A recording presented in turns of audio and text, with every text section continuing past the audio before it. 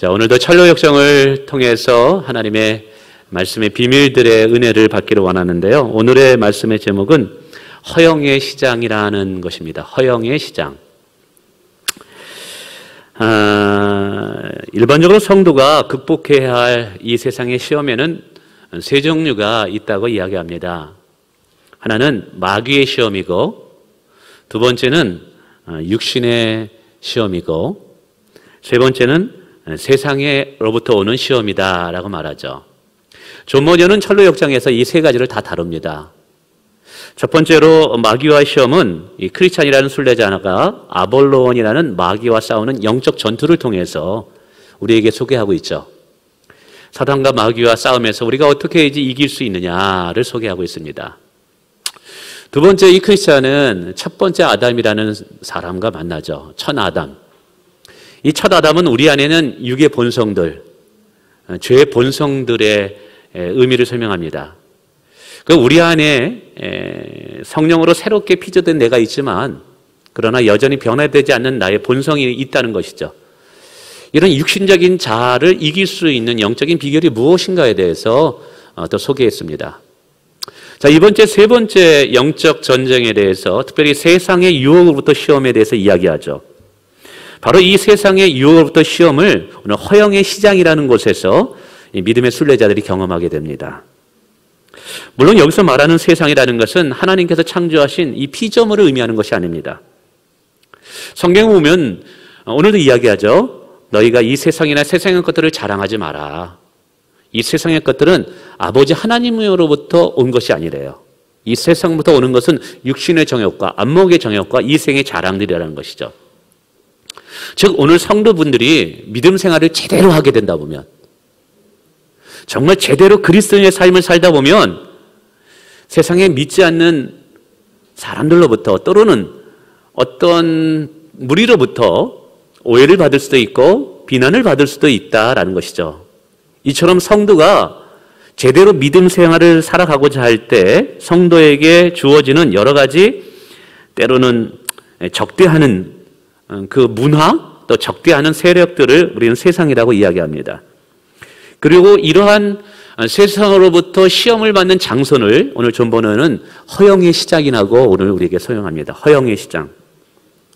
성도는 세상에 살고 있지만 세상에 속한 자가 아니기 때문에 세상의 화려함에 노출이 될 수밖에 없는 것이죠.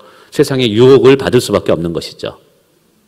뿐만 아니라 우리가 순례의 길을 걸어갈 때 어디서 순례의 길을 걸어가느냐? 세상에서 순례의 길을 걸어가는 거예요. 오늘 저와 여러분이 천국을 향해서 지금 순례의 길을 걸어가는 줄 믿습니다. 근데 우리의 두 발은 어디에 딛고 있습니까? 이 세상에 있는 것이죠. 그래서 아무리 믿음 좋은 성도라 할지라도 세상에서 순례의 길을 가야 하기 때문에 유혹의 장소인 허영의 시장을 피할 수 없다라는 것입니다. 그래서 오늘 존 버너는 성도라면 반드시 허영의 시장을 통과할 수밖에 없다. 그러나 이 유혹의 장소는 참 믿음을 가진 성도들에게 있어서는 내가 가진 믿음이 하나님 보시기에 합당한 믿음이라는 것을 증명해 보일 수 있는 시간이 되기도 해요.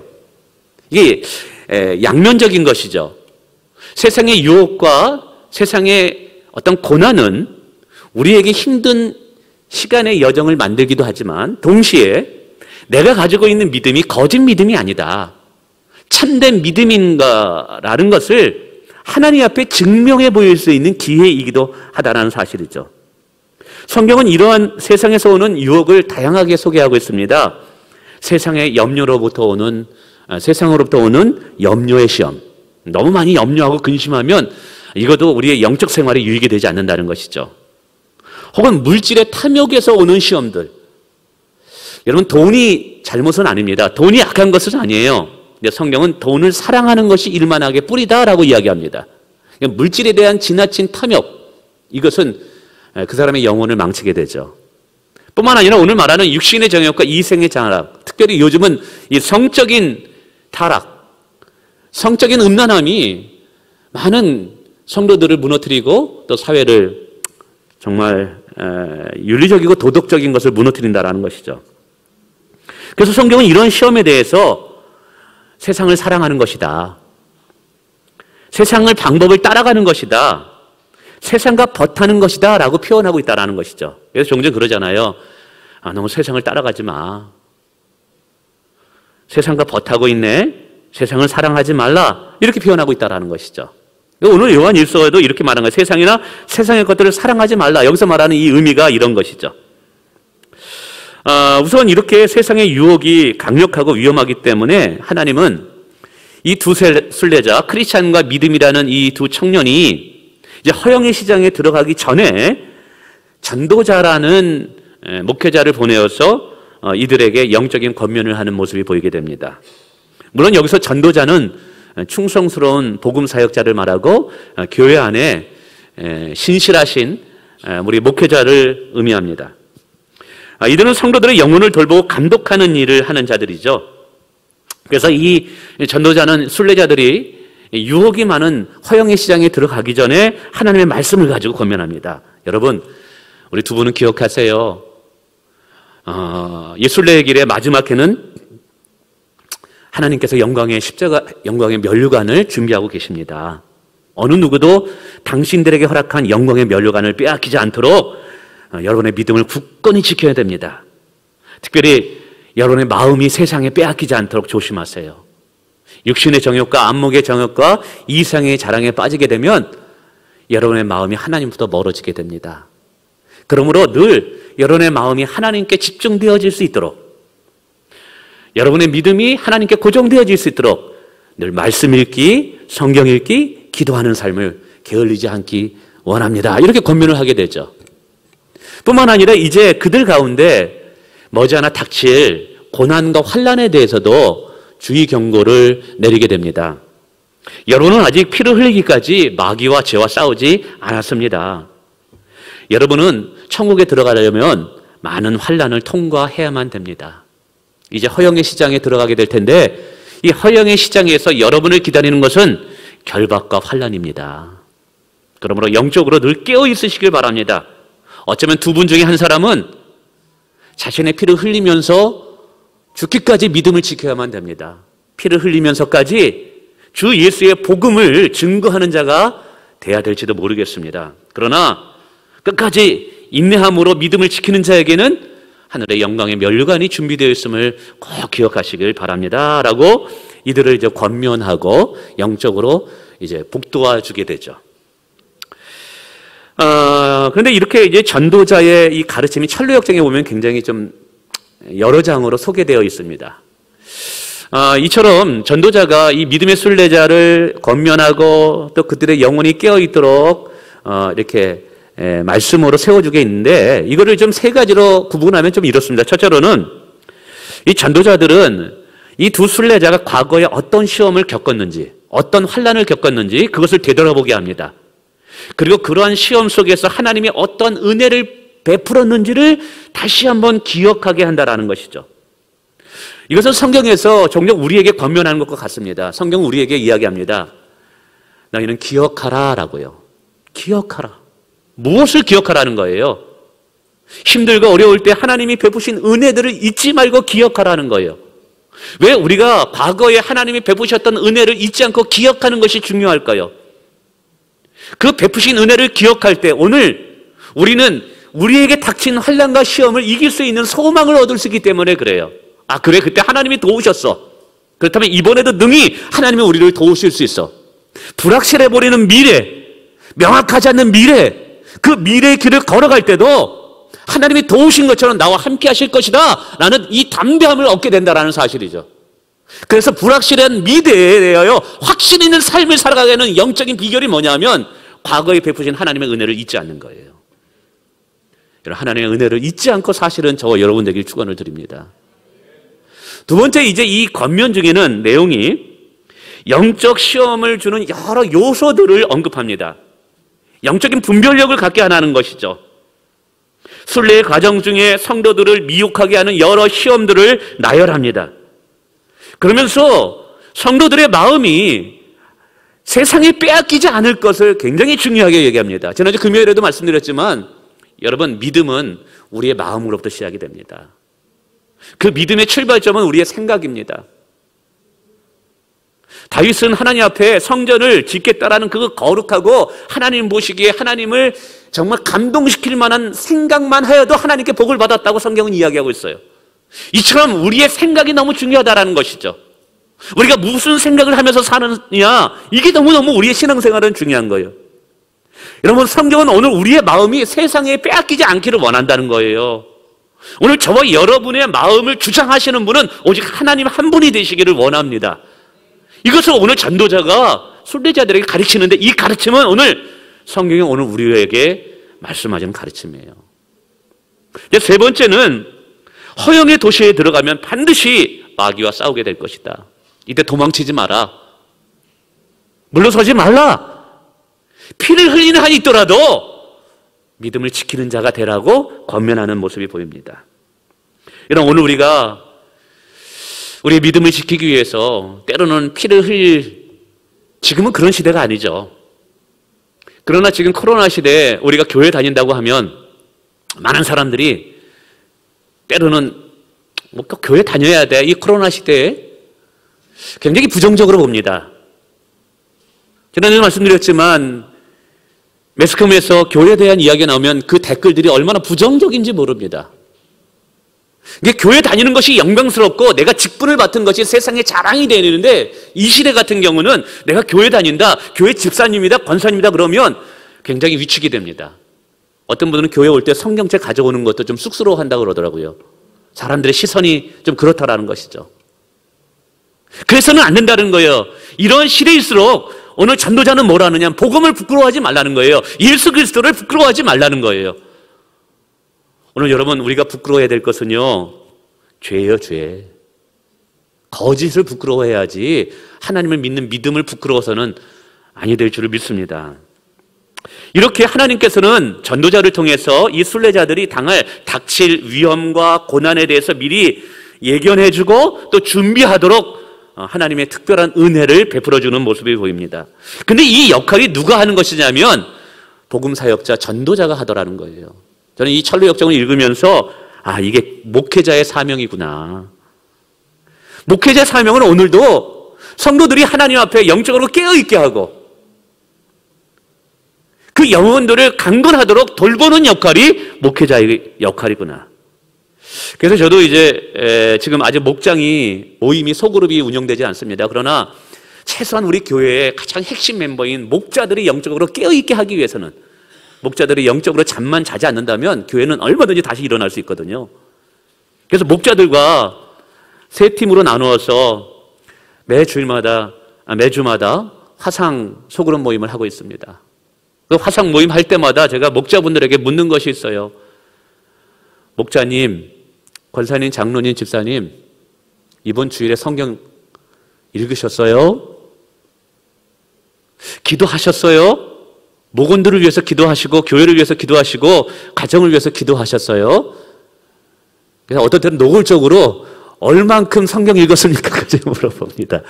그러면 목사님, 우리가 어린애도 아니고 매번 이렇게 성경 읽었냐 확인하고 기도했냐 물어보고 좀 그래요.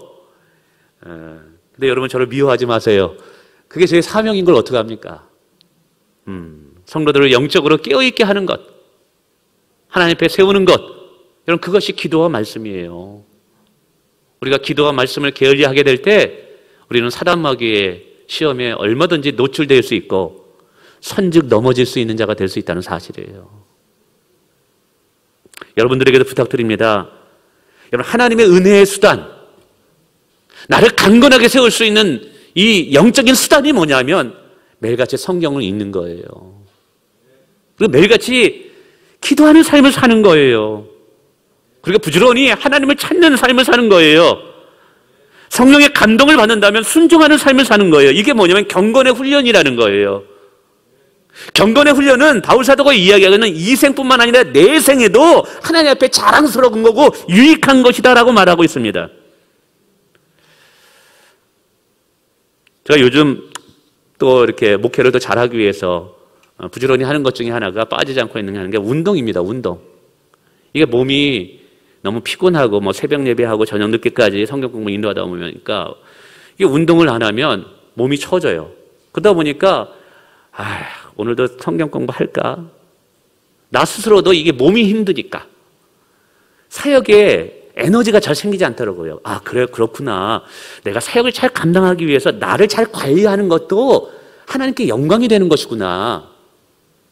그러니까 건강하게 되다 보니까 힘이 넘치고, 뭐 이렇게 자신감이 넘치고요. 이렇게 힘이 있으니까는 우리의 생각도, 저의 생각도 긍정적으로 이렇게 바뀌더라고요. 그래서 이 몸과 영혼은 서로 상관관계가 있습니다. 그래서 영혼이 병들어오면 몸도 병들지만 몸이 또 건강할 때 내 영혼도 잘 지킬 수 있더라고요. 여러분 아파 보세요. 다 만사가 귀찮아져요. 목사님도 마찬가지예요. 그러니까 나를 잘 관리하는 것도 이게 목회자의 사명이구나.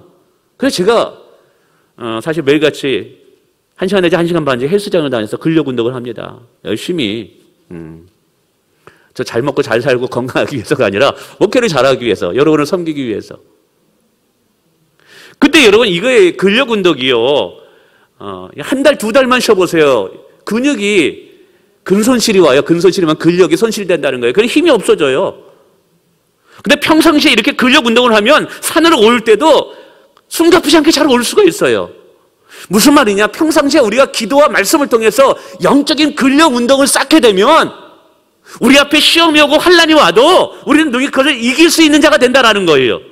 근데 평상시에 기도 생활을 하지 못하게 되고 평상시에 성경을 멀리하게 된다면 여러분 정말 시험이 닥쳤을 때, 유혹이 왔을 때 너무나 쉽게 노출되고 무너질 수 있다는 사실이에요. 그러므로 여러분 부탁드립니다. 그저 매일같이 반복되고 일상적인 삶이지만 여러분 그 속에서라도 늘 성경을 읽으시기 바랍니다. 그 속에서도 매일같이 여러분 기도하는 시간을 가지시기를, 확보하시기를 주님의 이름으로 축원을 드립니다. 할렐루야. 예, 드디어 크리스찬과 믿음이라는 청년이 허영의 시장에 들어서게 됩니다. 이 허영의 시장은 이 마귀가 지배하고 다스리는 도시입니다. 이 도시에 사는 사람들은 세상의 허영을 너무 좋아하는 사람들이에요. 세상의 명예와 성공만을 쫓아다니는 사람들이에요. 그러다 보니까 이들은 죄를 즐기면서 세상의 성공만을 쫓아보니까 장래 자신들이 지옥에 떨어질 것조차도 깨닫지 못하고 있어요. 그러니까 하나님 나라의 비밀, 거듭남의 비밀, 복음의 비밀, 신령한 것들에 대해서 관심이 없어요. 그저 땅만 바라보고 사는 자들이에요. 이 세상의 성공과 출세만을 바라보며 사는 자들이에요. 그들의 인생의 가치관이 이건 거예요. 이 시장을 지나가게 되는데 이 마귀가 이 순례길에서 이 시장을 여기에 만들어 놓은 이유가 뭐냐면 결국 순례자들로 하여금 시험과 유혹을 당해서 순례길을 더 이상 가지 못하도록 이 허영의 시장에서 그냥 매몰돼서 이 허영의 시장에서 살도록 하기 위함이라는 거예요. 이 허영의 시장에서 보면 여러 상품들을 판매합니다. 이 상품들을 판매하는 것을 가만히 살펴보면 오늘 우리가 이 세상 속에서 받을 시험들의 종류들, 이걸 설명하게 됩니다. 우선 첫 번째로 여러 가지 상품들을 이 시장에서 팔게 되는데 세 가지로 나눌 수 있어요. 첫 번째로 상품들은 뭐냐면 집, 좋은 땅, 넓은 집, 넓은 땅, 그리고 명예로운 직위, 사업의 번성함, 성공과 세상의 명예, 인기, 직장에서의 진급, 아내, 남편, 이 자녀들을 판다고 이야기하고 있어요. 뭐 자녀들, 아내, 뭐 이거 인신, 사람을 파는 이런 시장이 아니라요. 이것은 이런 거예요. 우선 이런 상품들은 세상에서 합법적인 것들입니다.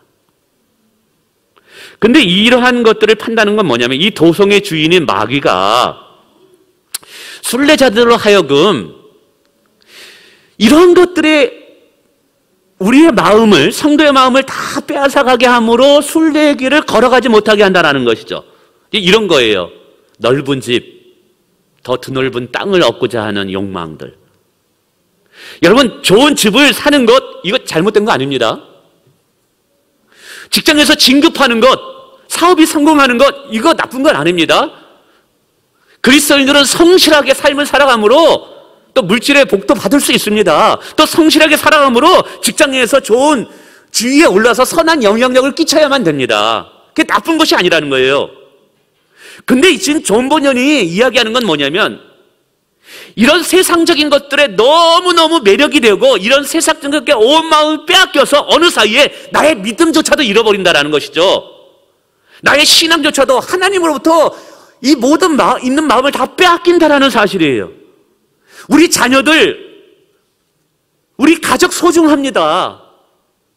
가정을 건강하게 잘 지켜야 됩니다. 저는 그것도 우리 주일날 저녁에도 우리 젊은 아빠들과 화상 모임을 하면서 제가 강조하는 것이 뭐냐면 가정이 건강해야 된다. 가정이 건강해야지만 교회를 잘 섬길 수 있다. 제가 목회를 하다 보니까 이게 너무 중요하더라고요.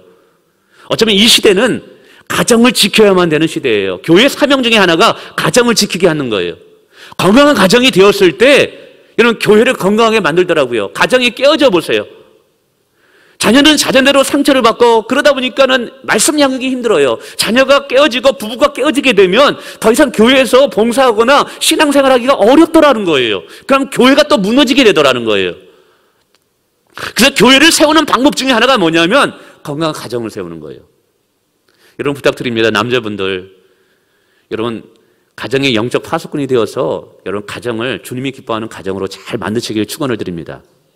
근데 이것이 중요하지만 너무나 내 가정 이것만을 챙기다가 어느 사이에 하나님을 향한 믿음과 하나님에 대한 열정이 다 식어버리고 하나님의 사명을 잊어버렸다면 여러분 이게 사단 마귀가 주는 유혹일 수 있다는 사실이에요.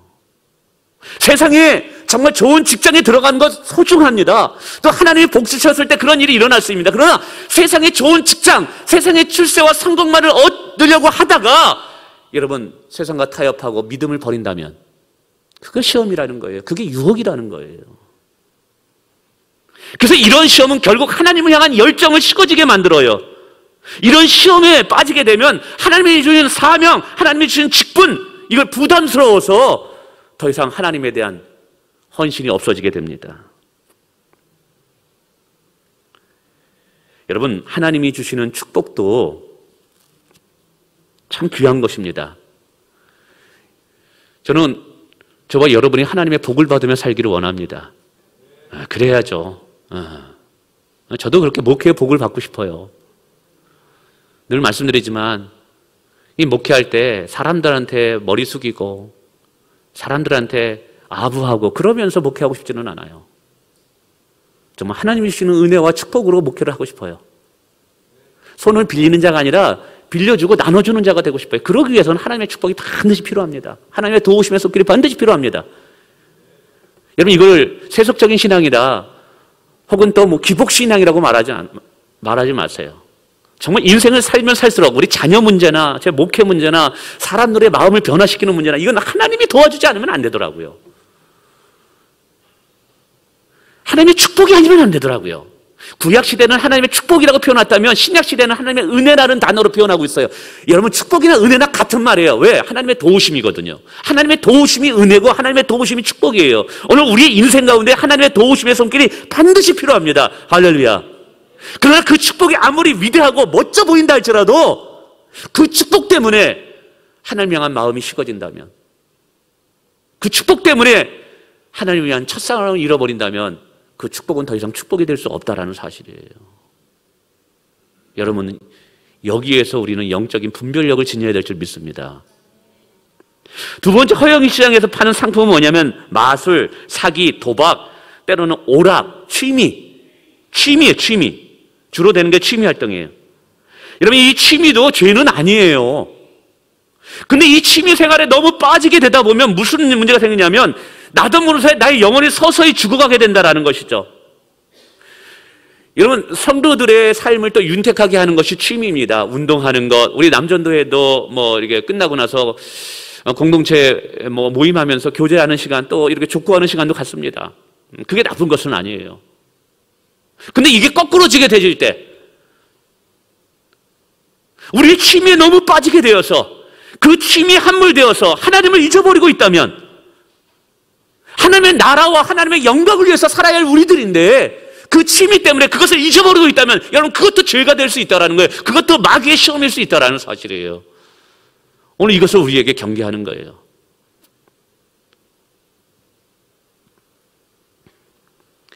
저는 제가 목회하면서 자녀들과 이렇게 어떻게 양육할까, 어떻게 하면 가족 공동체 이론을 더 많이 느끼게 하고 아이들과 더 많은 친밀함의 시간을 지내고 그리고 우리 아이들을 세상에 빼앗기지 않고 정말 말씀으로 잘 양육하게 하기 위한 방법이 무엇일까? 그것은 부모와 자녀 간의 소통이 잘 돼야 되는 거다라는 것을 깨달았어요. 부모와 자녀가 정말 인격적인 관계로 늘 대화하고 삶의 고민들을 나누게 될 때 우리 자녀들을 세상에 빼앗기지 않을 수 있는 방법이더라고요. 그러기 위해서는 어떻게 할까? 그래서 저희 가정은 1년에 한 2번 정도 꼭 짧지만이라도 가족여행을 갑니다.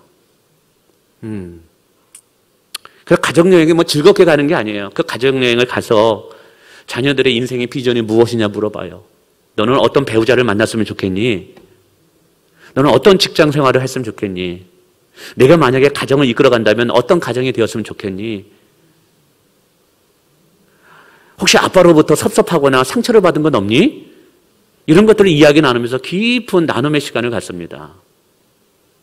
그러기를 벌써 20몇 년을 이렇게 같이 하다 보니까 정말 뭐 저희 집이 이 사택의 이 지하실 제 설교하는 밑에 있습니다. 조그맣니다.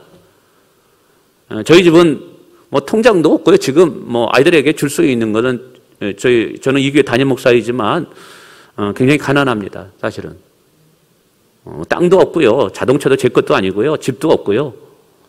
사실은 이번 달도 교회에서 사례비를 안 주면 저는 먹고 살 방법이 없습니다.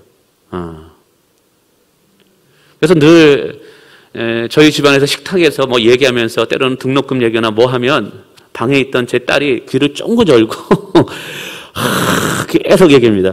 엄마 아빠 우리 돈 없어도 늘 얘기합니다. 굉장히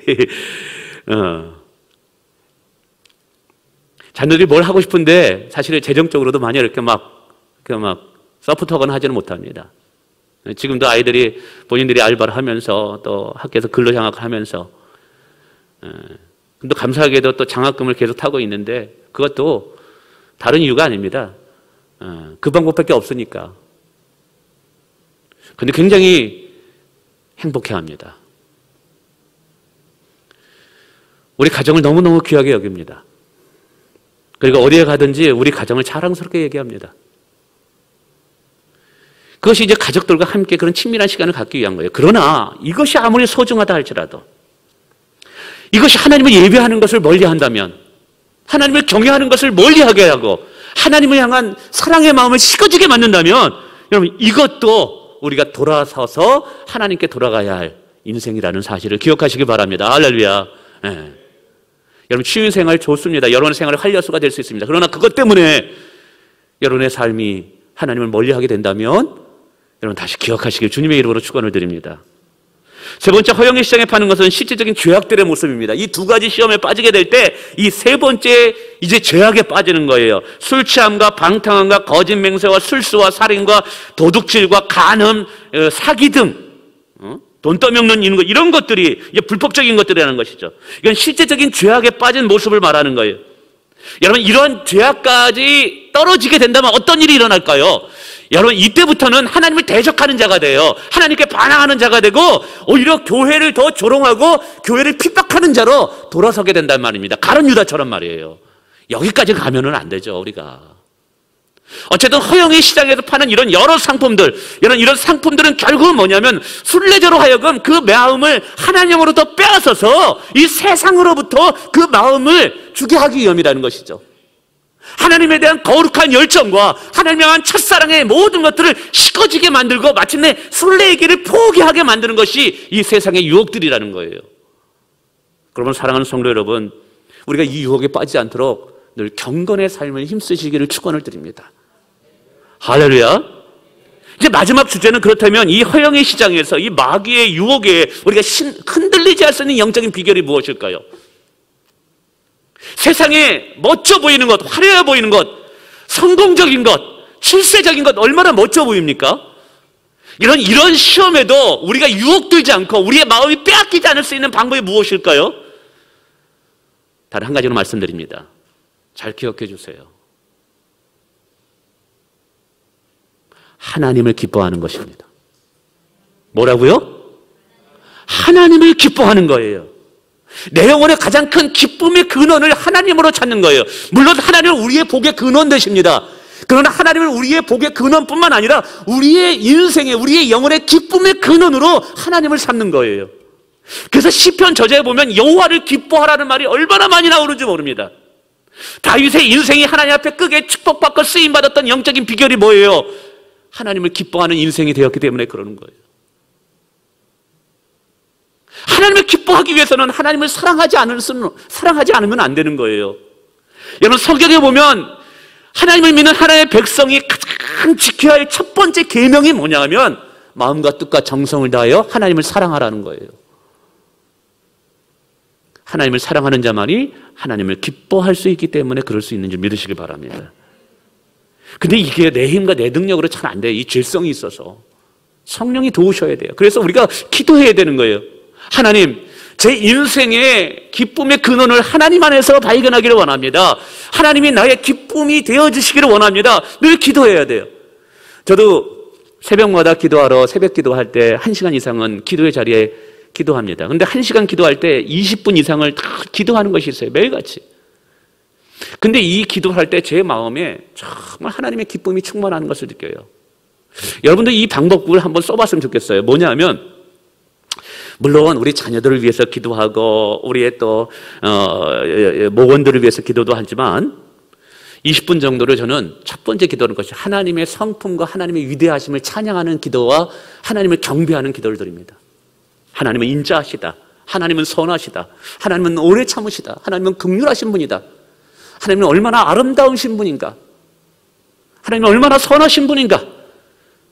여러분, 이분을 깊이 묵상하면서 그 하나님을 깊이 내가 온 마음을 다하여 기도하면서 그분을 경배하는 거예요. 나의 기도가 경배가 되게 만들고 나의 기도가 그 하나님과 그 하나님의 성품을 찬양하는 기도가 되게 하는 거예요. 하나님이 얼마나 아름다우신가. 야, 오늘 하나님이 오늘도 인자하심으로 나의 인생을 이끌어 가시는구나. 하나님의 인자하심과 긍휼하심이 없었다면 나는 진노와 멸망을 받을 수밖에 없었겠구나. 그러면서 그 하나님의 그 놀라운 위대하심과 그 선하심을 찬양하는 거예요. 하나님의 어려우심과 하나님의 광대하심, 그 하나님의 모든 전지전능하심을 우리를 사랑하시는 것에 모두 쏟아부으시는 그 하나님의 위대하심과 사랑을 찬양하고 경배하는 거예요. 20분 이상을 그렇게 기도하다 보면요, 제 안에 말할 수 없는 하나님으로 인해서 기뻐함이 넘치게 됩니다. 이것은 하나님이 주시는, 성령이 주시는 선물인 거예요. 하나님을 기뻐하는 것은요, 하나님이 주시는 선물일 때만 가능한 거예요. 그럴 때 조금씩 제가 요즘 깨닫게 되는 것이 있어요. 그래, 하박국 선지자의 고백처럼, 야, 외양간에 소가 없다 할지라도, 밭에 소출이 없다 할지라도 내가 여호와 하나님으로서 내가 기뻐할 수 있어. 나 하나님으로서 나는 만족할 수 있겠구나. 거기서 자유함을 누리는 거예요. 여러분, 하나님이 주시는 축복 좋죠. 하나님이 주시는 은혜도 좋고 하나님의 도우심도 중요합니다. 그러나 그것은 우리의 목적이 될 수는 없어요. 우리의 목적은 하나님 자신인 겁니다. 우리의 기쁨의 목적은 하나님이신 줄 믿으시기 바랍니다. 그래서 여러분, 하나님으로 기뻐하시길 바랍니다. 하나님을 더 뜨겁게 사랑하시길 바랍니다. 그럴 때 우리의 마음이 세상에서 멋져 보이는 것, 화려해 보이는 것, 성공적인 것에 우리의 마음이 빼앗기지 않을 수 있다는 것이죠. 근데 그렇게 하나님을 기뻐할 때 하나님께서 우리를 비로소 존귀한 자리에 세워주셔요. 우리에게 때로는 재물과 때로는 건강을 주셔서 그 물질을 가지고 하나님의 영광을 위해 사용하도록 만드시더라는 거예요. 그럼 말씀을 맺습니다. 오늘 우리는 천국을 향해서 길을 걸어가는 순례자입니다. 그런데 이 순례의 길은 세상에서 걸어가요. 우리가 세상에 속한 사람은 아니지만 세상에 살 수밖에 없는 자들입니다. 그래서 우리는 세상에 멋져 보이고 화려해 보이고 성공적인 것에 의해서 우리는 유혹을 받을 수밖에 없는 존재예요. 여러분, 그러나 그때도 우리가 세상적인 것들에 의해서 우리의 마음이 빼앗기지 않기를 원합니다. 우리의 마음은 온전히 하나님께만 드려지기를 원합니다. 하나님만이 나의 마음을 주장할 수 있는 분이 되시기를 주님의 이름으로 축원을 드리겠습니다. 여러분, 그럴 때 하나님은 우리의 인생을 멋지게 쓰시는 줄 믿으시길 바랍니다.